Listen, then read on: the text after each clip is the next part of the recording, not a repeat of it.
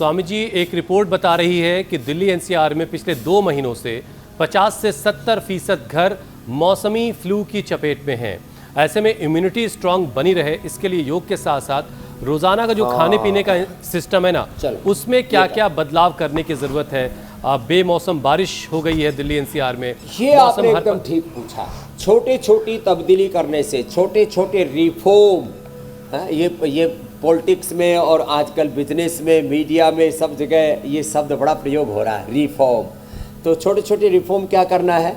एक तो ये अंकुरित खाने हैं, ये इधर देना जो है सिद्धि जी, ये देखो, ये जो अंकुरित रखे हैं ना दोनों डब्बे, हाँ, क्या करना है? सुबह सुबह ये अंकुरित खाना शुरू कर दें तो ये खाएं। अब इसमें मूंग है, मोठ है, चना है, थोड़ा मूंगफली है और ये ड्राई फ्रूट, और ये जो सुबह सुबह खा लेंगे ना, ओहो, इसकी तो सुगंधी ऐसी आ रही है, ये कह रहे हैं हमको भी बाबा थोड़ा खा लो, हमारे भी मोक्ष कर दो, बाद में करेंगे, अभी चुपचाप रहो। तो सुबह सुबह अंकुरित खाओ, सुबह सुबह ये ड्राई फ्रूट्स भिगो करके खाओ, सुबह सुबह अनार, पपीता, सेब आदि खाओ। सुबह सुबह उठते ही लोग चाय, कॉफ़ी डाल करके अपने भीतर की पूरी जीवनीय ऊर्जा का विध्वंस, उसमें भीतर अपने शरीर में एक बगावत, विद्रोह पैदा कर देते हैं। तो ये नहीं करना।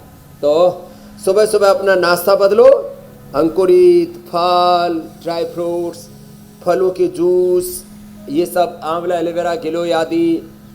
लीवर कमजोर है, लिवोग्रिड, किडनी कमजोर है, रीनोग्रिड, फेफड़े कमजोर है, श्वासारी, ब्रोंकोम, हार्ट कमजोर है, कार्डियोग्रिड, हृदयामृत, हड्डियाँ कमजोर है, पेरानिक गोल्ड, ऑर्थोग्रिड, दिमाग की नस नाड़ियाँ ढीली पड़ गई हैं, मेधावटी, मेमोरी ग्रिड और पूरा ताना बाना ही हिल गया है, तो पार्किंसंस, अल्जाइमर, डिमेंशिया हो गया, तो न्यूरोग्रिड, इम्यूनोग्रिड। सुबह सुबह ये ले तो 10 गुना ज़्यादा फायदा करती है। मानी सुबह सुबह की एक गोली दिन में खाई हुई 10 गोली बराबर। और ये आयुर्वेद की दवाइयाँ खाली पेट खा सकते हैं, बाकी एलोपैथी की तो जो भी गोलियाँ ज़्यादातर 99 या 100% खाने के बाद ही दी जाती हैं, क्योंकि नहीं तो शरीर में भयंकर उपद्रव पैदा हो जाता है। फिर नेचुरल ऑयल खाएं, रिफाइंड ऑयल हटाएं। रिफाइंड ऑयल, सफ़ेद तेल, सफ़ेद चावल, सफ़ेद आटा, सफ़ेद नमक, सफ़ेद चीनी को खदेड़ दो अपने रसोई से। ये खतरनाक है, इसको खदेड़ दो। तो नेचुरल ऑयल खाएं, नेचुरल घी खाएं, मिलेट्स का प्रयोग करें, खाने में सीक्वेंस रखें।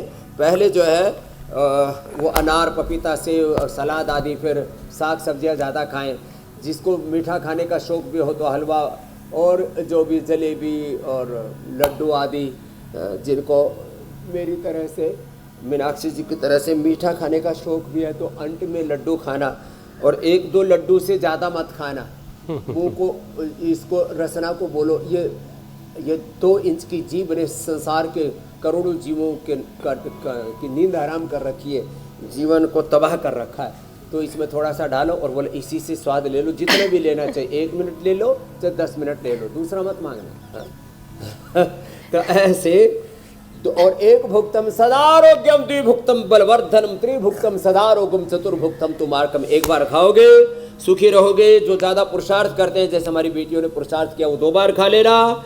और एक सुबह सुबह तो फिर ये जैसे मैंने कहा ना, हल्का फुल्का रस रसायन थोड़ा लेकर के इसी से गुजारा करना। ये बात तो ठीक है। एक भुक्तम सदारोग्यम, द्विभुक्तम बलवर्धनम, त्रिभुक्तम सदारोग्यम, चतुर्भुक्तम तुमार्कम। जी मेरी बहन, मैं कह रही हूँ ये बात बिल्कुल ठीक है कि सब कुछ माइंड को ट्रेन करने से होता है। अगर माइंड को ट्रेन कर दिया जाए कि इससे ज़्यादा नहीं खाना है, इससे ज़्यादा जुबान अगर मांगे भी तो दिमाग उसको समझा दे कि इससे ज़्यादा शरीर के लिए खतरनाक है।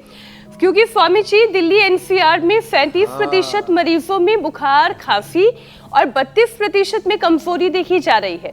बदलते मौसम में ये क्या त्रिदोष बिगड़ने की वजह से होता है? क्या उसका सिग्नल है? और कौन सा त्रिदोष इस मौसम में ज्यादा बिगड़ता है? तो ये जो है ना, हाँ आपने ठीक कहा। एक तो क्या है, जैसे ये पहले गर्मी थी, फिर बरसात, और इस बार तो बरसात और गर्मी दोनों ने खूब आंख मिचोली खेली। और फिर इस समय अलग अलग प्रकार के बैक्टीरिया, वायरस, फंगस, अलग अलग प्रकार की मक्खी, मच्छर और कई तरह के ये सूक्ष्म शत्रु, छद्म जो एनिमी है, ये पैदा हो जाते हैं। तो फिर क्या करना?